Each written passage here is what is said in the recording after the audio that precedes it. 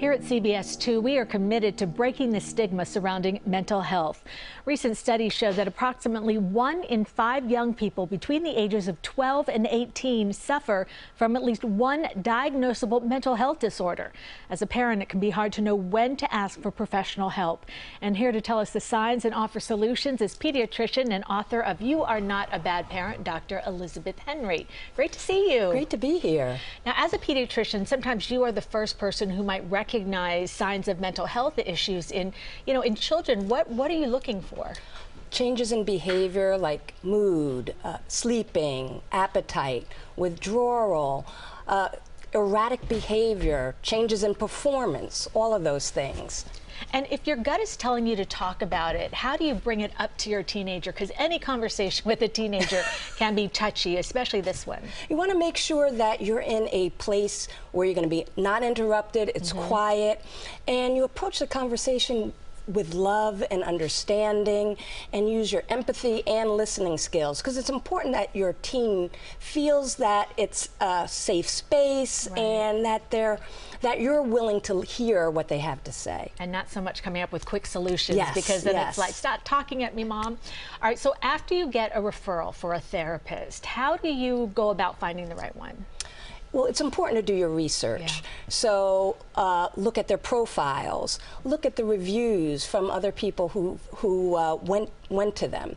It's important to ask questions when you call for that appointment. Make sure that you know about their approach, that they've taken care of kids with the same types of problems. So that's very important. Now, as parents send their child to a therapist, what should parents know about that doctor-patient relationship? Well, there are 3 key things. The first is you're the advocate, and be your child's advocate.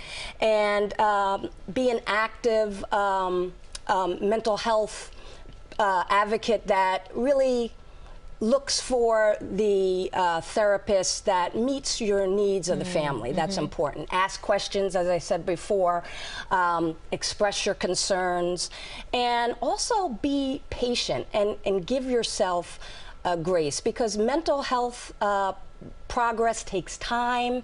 There are a lot of changes that can be made. It's okay to change your therapist if it's not a good fit. It's okay to fine-tune medications, so be patient. And that is so important, what you said about finding the right therapist, because so often the first one doesn't work and then you give up. You say, therapy doesn't work for me.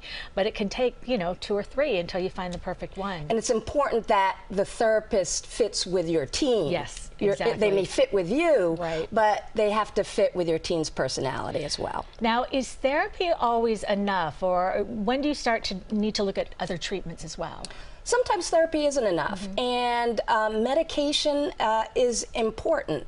And just like when you have asthma, the doctor prescribes an inhaler, medication is important in stabilizing your teen at times so that they can actually absorb therapy.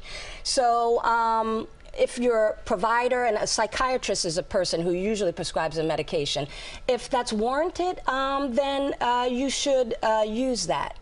All right, Dr. Liz, thank you so much for being here. Well, really thank you for having me. Advice.